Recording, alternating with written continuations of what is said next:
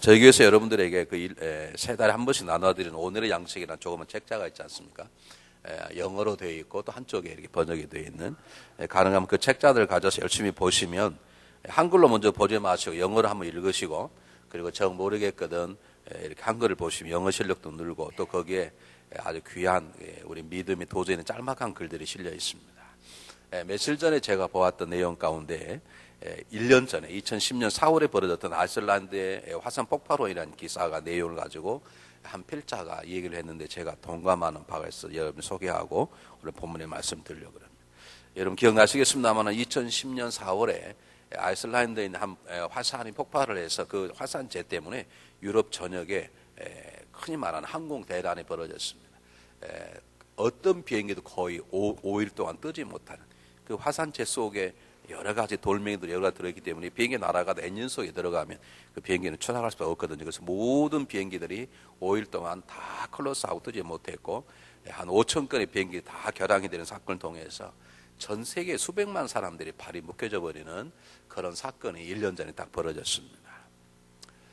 사건이 벌어져서 모든 공항이 폐쇄가 되니까 당연히 사람들이 발이 묶여서 준비했던 행사하며 모든 것들이 차질이 있어서 개인적으로도 막대한 손해가 있었고, 또는 국가나 경제적으로 사업체적으로도 굉장히 어마어마한 손실을 가져온 사건이 벌어졌는데, 제일 걱정되는 게 뭐냐면 그 화산이 언제 멈추어서 어떻게 기상이 변할지 모른다는 어떤 두려움, 언제 그러한 상황이 해결될 거라는 예견하는 사람이 아무도 없어서 오히려 그것이 오히려 많은 유럽인들에게 굉장히 두려움의 날들이 있던 것을 우리가 기억하게 됩니다.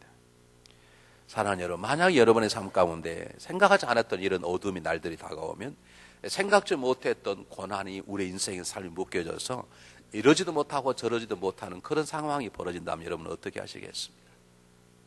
비행기 안 뜨면 되는 것이지만 내가 살아가는 삶 속에 내가 애쓰고 수고했던 그 모든 것들이 어느 날 수표로 돌아가 버리고 어찌할 수 없는 한 곳에 묶여져서 내일을 알 수 없는 그런 어둠 속에 처한다면 여러분들은 어떻게 하시겠습니까?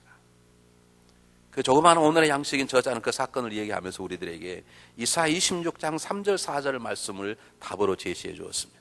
그리스도인들의 삶이란 어떤 어려움 속에서도, 앞이 보이지 않은 절망 속에서도, 그리고 살아왔던 내 모든 공동탐들이 무너지는 상황 속에서도 우리에게 소망이 있는데, 그것이 이사야 26장 3절 4절에 있는 말씀이라는 것입니다.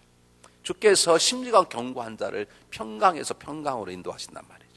이 하나님을 온전히 믿고 의뢰하는 자에게 하나님 그를 온전하고 평화로운 삶으로 인도할 것인즉 너희는 주 여호와를 온전히 의뢰하라, 영원히 의뢰하라. 그 말, 그분만이 영원한 우리의 반석이시니라. 그렇게 말씀하면 이것이 우리의 답이라고 말합니다.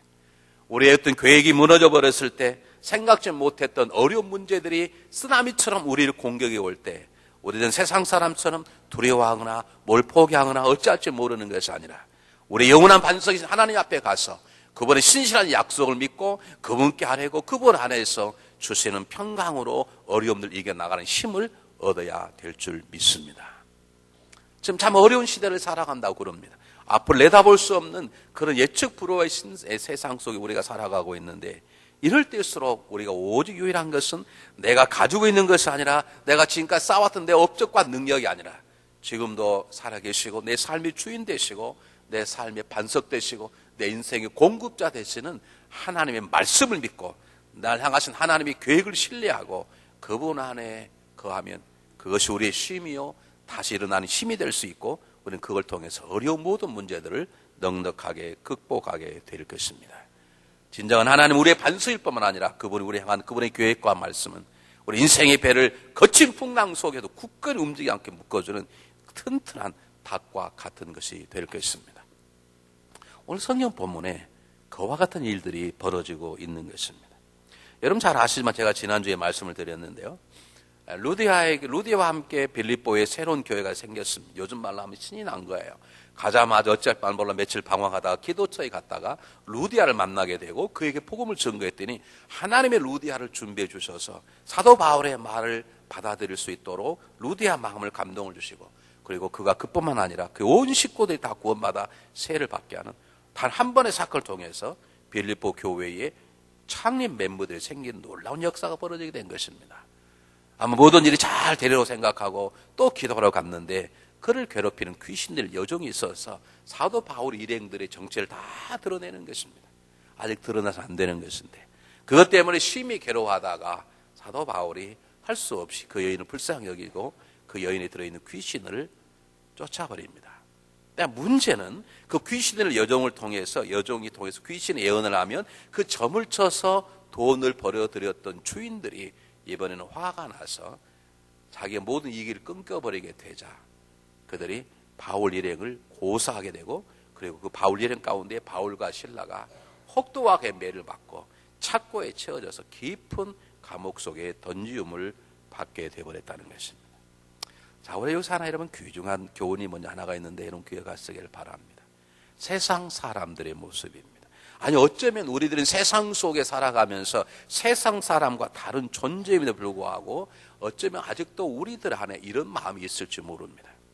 오늘 성경 본문에 등장하는 주인들은 한 여인이 지금 귀신에게 잡혀 있습니다. 그들이 사람이라면 돈도 좋지만 그 귀신을 낸 여종을 풀어주려고 하는 것이 인간의 가장 기본적인 마음인데 이 사람들 인간에게는 전혀 관심도 없고 사랑도 없고 연민의 마음도 없는 것입니다. 그저 한 사람이 어떻게 되든 그 사람을 이용해서 물질만 보면 된다고 생각하는 아주 전형적인 세상 사람들의 모습입니다. 그런데 그 이익이 딱 끊겨져 버린 것입니다. 끊겨졌다 하더라도 그래도 자기 종이고 종이 어쨌든 귀신이 풀려났으면 축하해 줄 일이고 기뻐해 줄 일인데 불구하고 자기들이 돈줄이 끊겼다는 이유로 분노한 그들이 송살하고 사람들을 동원해서 바울과 실라를 감옥에 가두게 된 것입니다.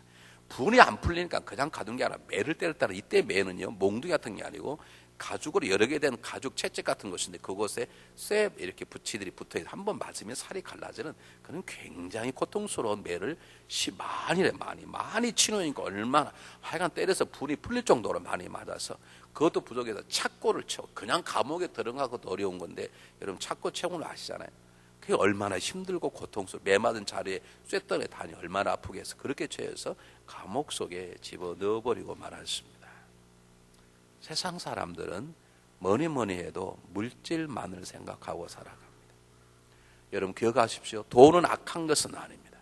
돈은 선한 것도 아니고 악한 것도 아니에요. 그러나 돈을 살아가는 것은 일만하게 뿌리라고 그렇게 분명히 성경은 말하고 있습니다. 여러분 돈은 우리에게 필요합니다. 그러나 우리가 돈 때문에 살아가는 것이 아니고 존재하는 것이 아닙니다. 여러분 우리의 삶의 목적이 무엇인가를 분명히 깨달으셔야 합니다. 우리가 집사가 되고 권사가 되고 장로가 되고 목회자가 되고 내 하나님을 10년 20년 섬겼다면 분명한 삶이 변화가 되는데 내 삶의 가장 중요한 행복은 부유하게 되는 것이 아닙니다. 내 삶의 소망은 얼마나 많은 돈을 벌어서 내 마음껏 그 돈을 쓰고 인생을 살아갈 것인가. 그것이 우리의 소망이 아니란 말입니다. 여러분 그것이 소망이면 어떤 상황 속 여러분들은 이와 같은 죄를 범할 수 있습니다. 그 돈 때문에 형제 간에 싸울 수 있고 그 물질 때문에 부부 간에 나눌 수 있고 심지어 그 물질 때문에 부모와 자녀 간에 싸움이 벌어질 수 있습니다. 그 물질이 내 삶의 가장 중요한 것으로 여긴다면 여러분 마음 어떻습니까? 여러분에게 정말 예수 그리스도가 중요한가요? 아니면 물질이 중요한가요? 성경 예수님께서 천국에 대한 비유 다음으로 많이 쓰였던 단어가 물질입니다. 왜냐하면 대부분의 사람들이 말은 그래도 물질을 가장 중요히 여기고 있게 돼요. 여러분 물질에서 자유하시기를 바랍니다. 아멘이 안 나오는 이유도 알겠어요. 아멘했다가 가난하게 되어버릴까 봐 겁이 나서 그러시는데 여러분 사도 바울이 이렇게 물질 때문에 사람을 가두고 물질 때문에 분노하는 사람들의 모습을 말하기를 저의 멸망은 저의 마지막은 멸망이요 저의 신은 배요라고 말했어요. 그러니까 배채운다는 말은 물질을 모아서 어떻게 인생을 즐기고 엔조이하고 살아갈 것인가. 거기에 미쳐있는 사람들은 어떤 상황 속에서는 물질 때문에 사람을 이와 같이 죽일 수도 있고 이와 같이 살아갈 수도 있는 것입니다. 여러분이 정말로 구원받았다면 우리의 삶의 목적은 부유하게 되는 게 아닙니다. 이 땅에서 부유함이 아니라 우리의 삶의 목적은 신령한 것으로 부유하게 되는 것입니다. 우리의 소원은 넉넉한 집을 갖는 게 아닙니다. 우리의 소망은 예수 그리스도를 닮아가는 것입니다. 네, 이쪽만 보고 해야 돼. 이쪽은 화면을 잘 안 해. 사랑하는 여러분, 우리의 소망은 얼마나 많이 벌어서 얼마나 많이 물질을 하고 싶은 걸 하느냐, 거기에 달리지 않고 우리의 소망은 예수를 닮아가는 것이고 주님의 교회를 섬기는 것이고 죽어 있는 사람을 살리는 것이 우리의 가장 소망이고 행복이고 우리의 꿈인 것이죠. 여러분, 이것이 안 되는 이상요, 여러분 아무리 많이 벌어봐도 절대로 평안함이 없습니다. 제가 장담할 수 있습니다.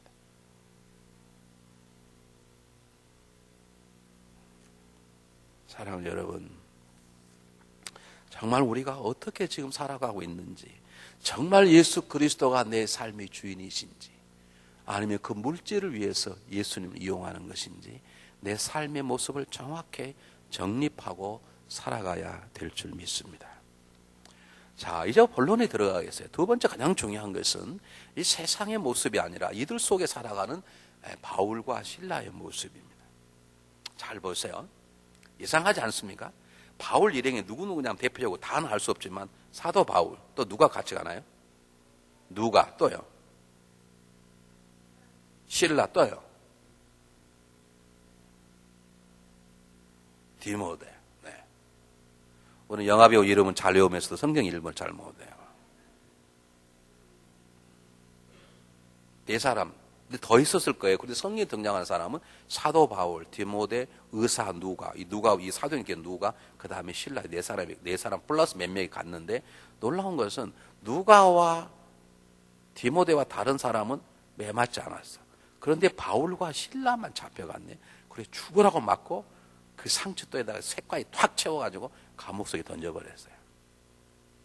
루디아라는 한 여인에게 복음을 전개했을 때는 교회에 생기는 감격의 역사였고 성령이 도와주셨는데, 루디아보다 더 불쌍한 한 여인을 자유케 했을 때 하나님 더 기뻐하시 영광을 받으시고 더 충만한 성 역사가 있었는데, 이번에는 한 여인을 살려주었더니 그냥 매가 있고 감에 갇혀버린 일이 벌어졌어요. 너무 엄폐하지 않습니까? 왜 똑같은 여인인데. 그러므로 남성들이 여인을 조심할지어다. 똑같은 여인인데 한 여인에게 복음을 전할 때는 교회가 생기는 기박힌 여각이 벌어지고 막 성령이 도우시고 막 그러는데, 이번 한 여인을 성령 능력으로 고쳐주었더니 하나님의 기쁨과 영광이 드러나기는커녕 감옥에 갇혀버리고 그랬네요. 그것도 왜 자기들만 갇히면 다 갇히든지 왜 바울과 실라만 갇히냐고요.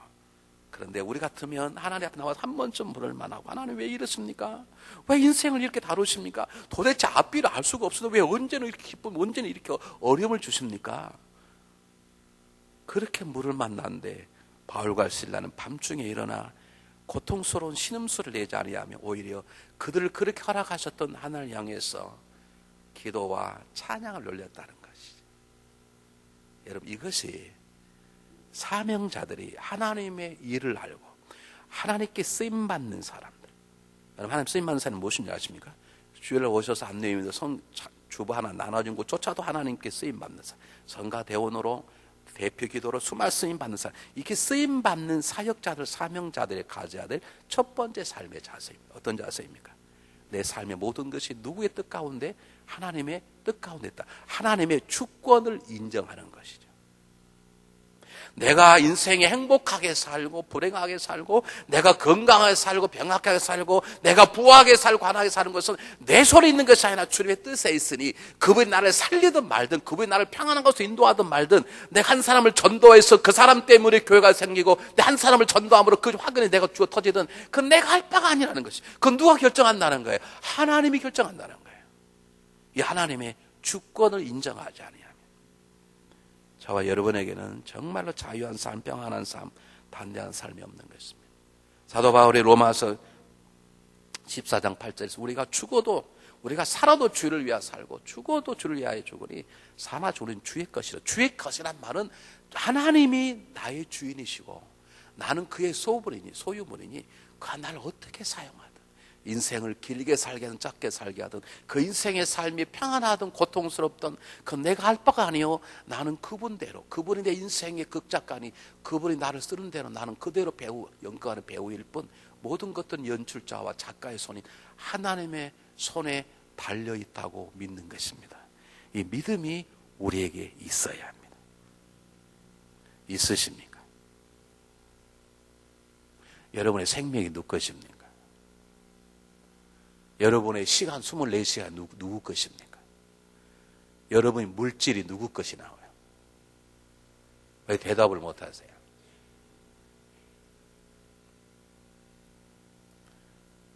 여러분, 이 믿음이 있어야 우리가 예수 그리스도의 고난이 이해가 되고 그 고난을 통해서 금을 주시고자 하는 참다운 삶의 변화가 우리의 삶 속에 주어지는 것이죠.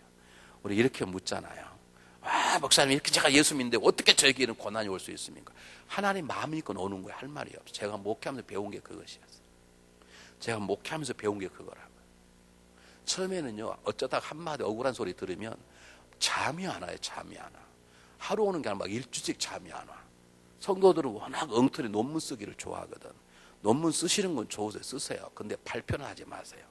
그럴 때 이리저리 다 발표하네. 우리 사모님이 너무 젊은 것 보니까 세컨드인가 보다 별소리 다 하고.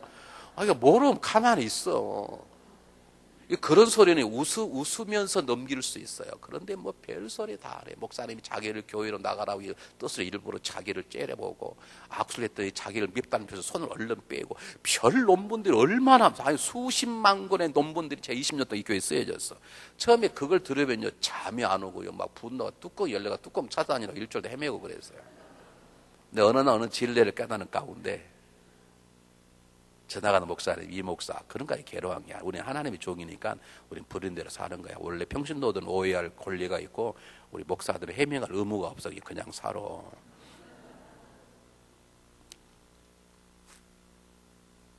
여러분 정말로 여러분 모든 것이 주님 것임을 고백하십니까? 그럼 여러분 24시간 여러분 마음대로 쓰시면 안 돼요. 여러분이 있는 물질이 크든 작든 여러분 마음대로 쓰시면 안 돼요. 그게 여러분 게 아니라니까. 목회자가 돈 얘기하면 되게 못했다 그러는데요. 여러분 돈이 아니에요, 여러분. 내가 하나님 돈이기 때문에 얘기하는 거예요. 존말할 때 어려울 때 헌금들 많이들 하세요. 쌀템도 쓰지 마시고. 여러분 시간이 하나님 위해서 바치세요. 그게 여러분 게 아니에요. 사도 바울이 하나님 왜 우리만 매맞습니까? 그렇게 따지지 않았습니다. 그러지 않습니까, 여러분? 여러분 맨날 교회에서 얘기한다는 게 엄피하다 하잖아요. 목사님 누구만 살아간다고. 왜 누가 와 디모데는 우리가 안 맞고 저만 맞습니까? 그런 말 할 만한데 이들은 그런 불평 없이 하나님께 감사와 찬미를 드리고 왜 내가 하나님 것이니 그분이 나를 어떤 곳으로 평안한 이탈리아 침대에 잠을 자게 하든 축축한 감옥에 땅에 잠을 자게 하든 그분이 결정하실 것인지 나는 그분이 날 쓰신다는 사실 하나만 가지고도 I'm so happy. 그 마음 때문에 사울 바울과 실라는 밤중에 일어나 하나님께 영광의 기도와 찬양을 올리는 것입니다. 두 번째입니다. 두 번째, 왜 이들이 이런 어려움 속에서 억울하다고 말 한마디 않고 하나님 아픕니다. 넘으면 아픕니다. 왜 그렇게 하지 않고 하나님 옥문을 열어주시기를 바랍니다. 왜 그런 기도하지 않고 그저 하나님께 감사와 찬양의 기도와 찬양을 드렸을까? 사도 바울은 하나를 아는 거예요. 뭘 알고 있느냐? 매맞음과 고통이 너무 당연하다는 것이에요. 여러분 기억하시길 바랍니다. 제가 짧게 말씀드리겠습니다. 예수님께서 우리에게 뭐라고 말씀? 허다한 무리가 따라오니까 너희들 가운데 나를 정말로 따라오든 자기를 부인하고 날마다 제 십자가를 지고 나를 따를 것이니라 그렇게 말씀했어요. 이 십자가란 말은 무슨 말이냐면 제 십자가, 너희 십자가예요. 주님의 십자가. 주님의 십자가는 모든 인류의 십자가에 돌아가시는 거고요. 우리의 십자가는 날 향하신 하나님의 계획이에요. 하나님의 계획대로 살라는 거예요. 근데 그것만이 십자가 아니에요. 그 하나님의 계획대로 살기 위해서 너희가 지불해야 될 값을 지불하고 살아라. 우리가 지불할 값 속에는 시간의 값도 있고 물질도 있고 땀 흘리는 노동도 있지만 우리가 지불할 값 속에는 고통과 고난도 함께 포함되어 있는 것을 사도 바울은 알고 있는 것입니다.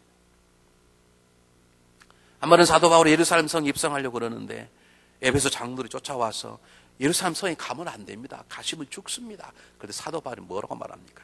성령이 각 성에서 나에게 말하기를 내가 성에 갈 때마다 내가 갇히고 환난이 나를 기다린다 하나 그렇게 성령에게 말씀해 주신데 너 이번에 가면 너는 붙잡힐 거야. 너 이번에 가면 매를 맞을 거야. 성령이 그렇게 말씀 알아. I know. 알긴 아는데 나는 나의 달려갈 길과 내가 해야 될 사명 감당 특히 주 예수 그리스도에게 주신 사명 즉 하나님 은혜의 복음을 증가하는 일을 마치려 하면은 내 생명을 조금도 아끼지 아니하라.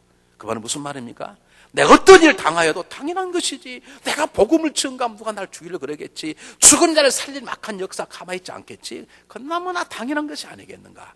그럼 내가 가서 어떤 환난을 당하여도 이것은 내가 가는 길에 내가 지어야 될 내 십자가요, 내가 지불할 값이라는 것이죠.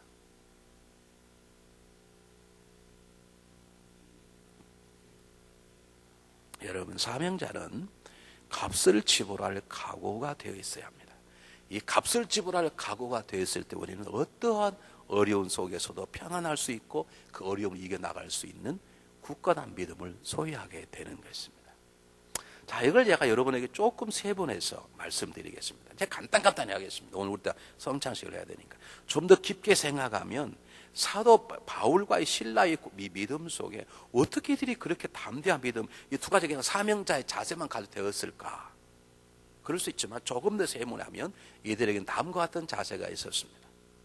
여러분, 우리가 인생을 살아갈 때 제가 처음 말씀드렸던 것처럼 생각지 않던 위기와 생각지 않은 두려움과 나를 분노한 일들이 벌어졌을 때 여러분, 감정대로 순종하지 마시고 내 안에 주시는 하나님의 믿음을 가지고 작동을 시켜야 되는데, 그 작동에서 담대한 믿음을 가져서 정말 억울한 감옥 속에서도 평안하고 감사할 수 있는 믿음의 역사가 있으려면 우리들에게 다음과 같은 것들이 필요합니다. 이를 한번 잘 보시기 바랍니다. 디모데후서 1장을 한번 보겠습니다. 아주 중요한 본문인데 한번 읽어보겠습니다.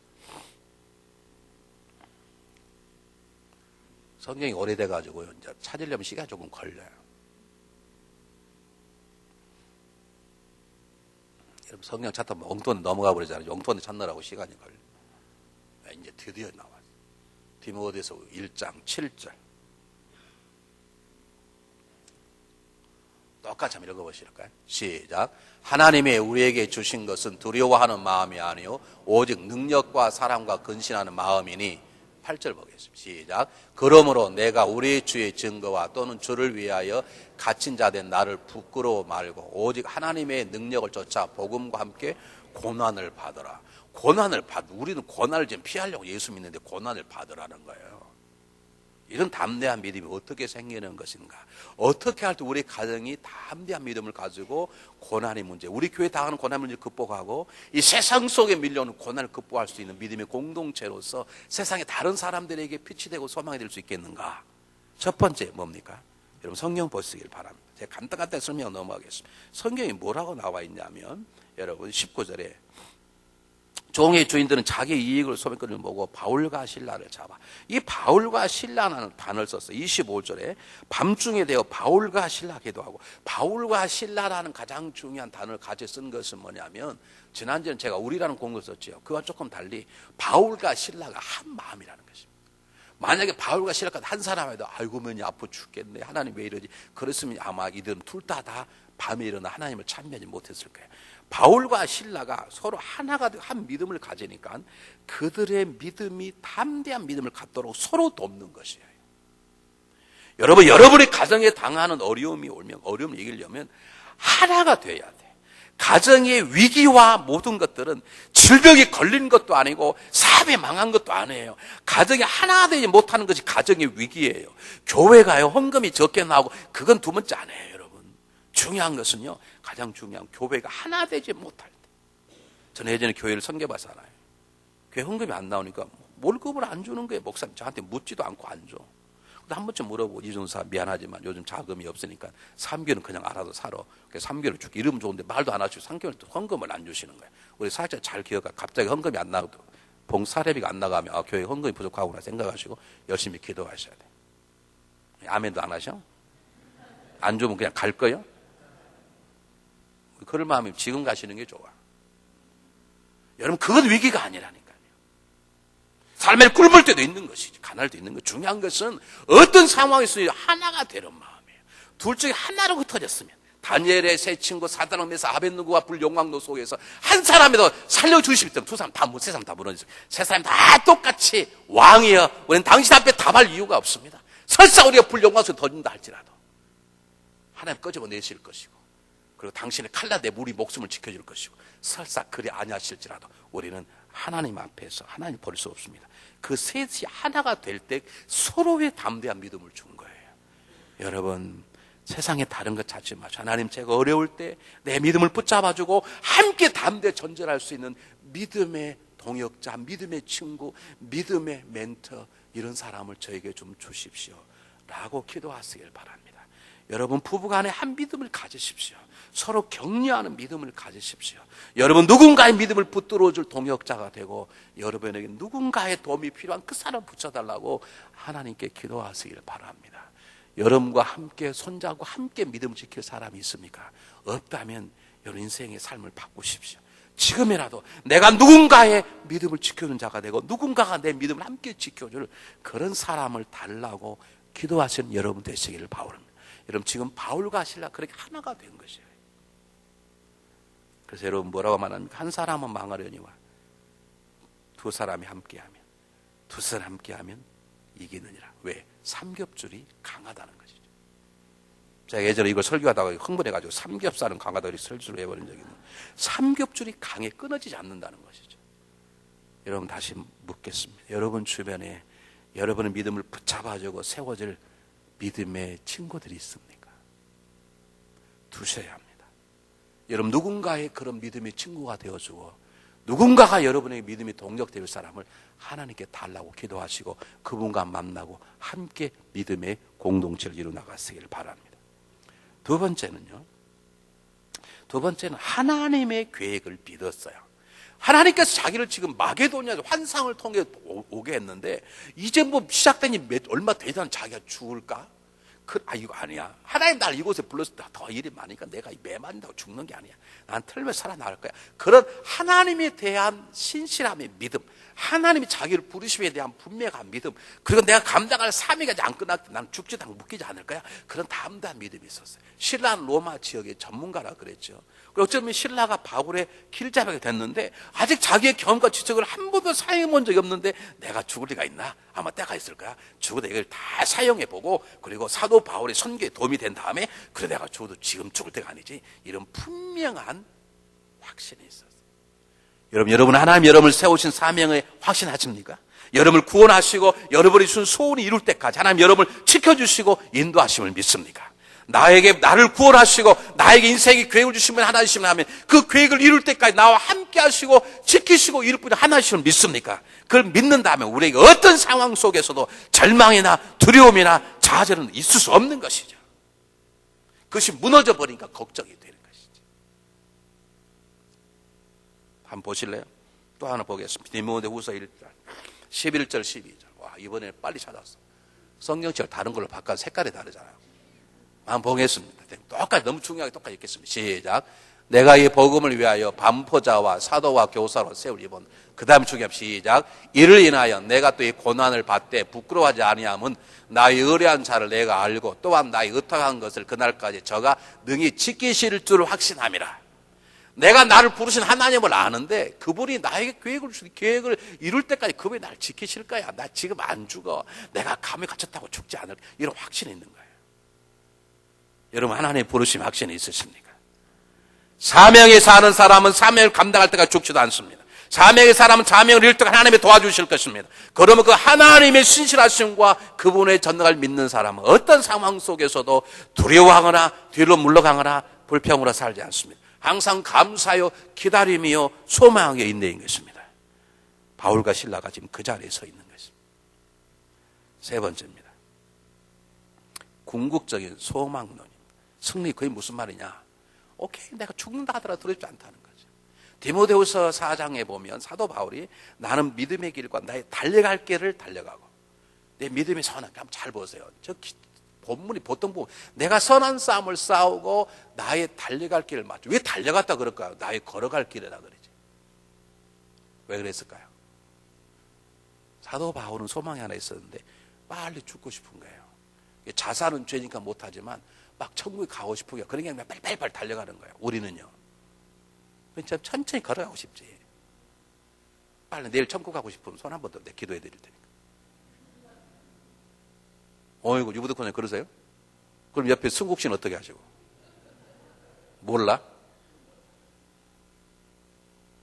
사도 바울이 나의 달려갈 길을 말은 내가 우리는 걸어가도 천천히 주여 오시옵소서. 그런데 지금 오시면 안 됩니다.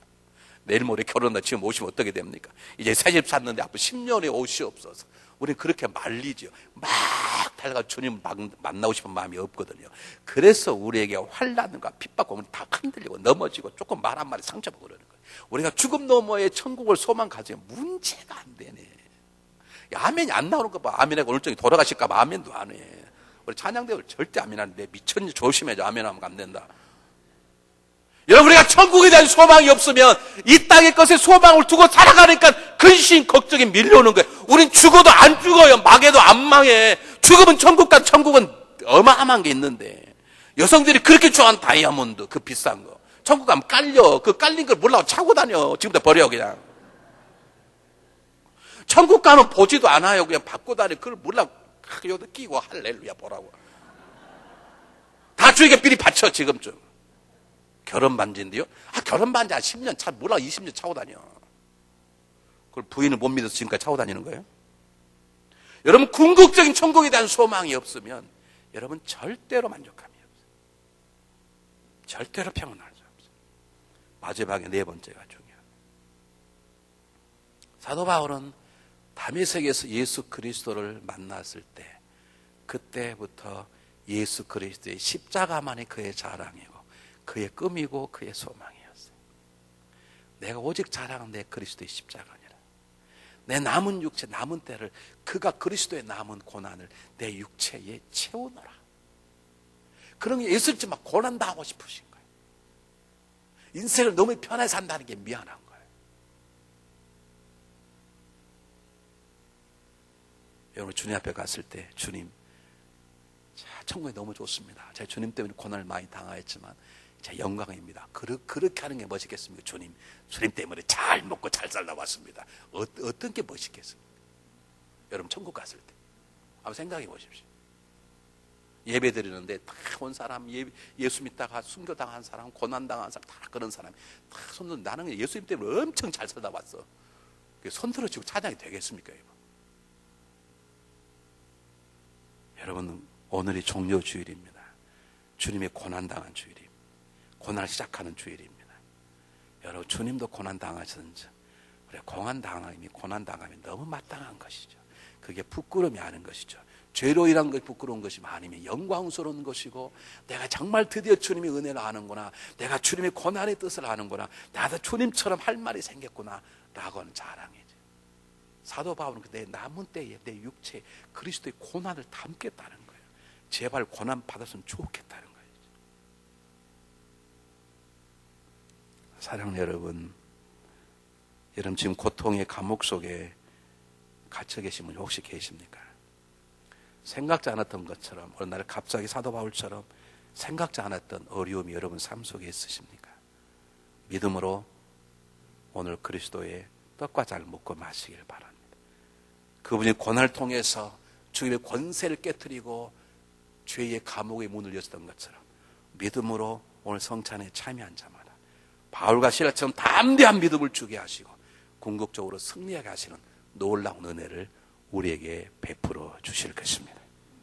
이 시간 기도하겠습니다. 우리 성찬위원들은 앞으로 나와 주시기를 바랍니다.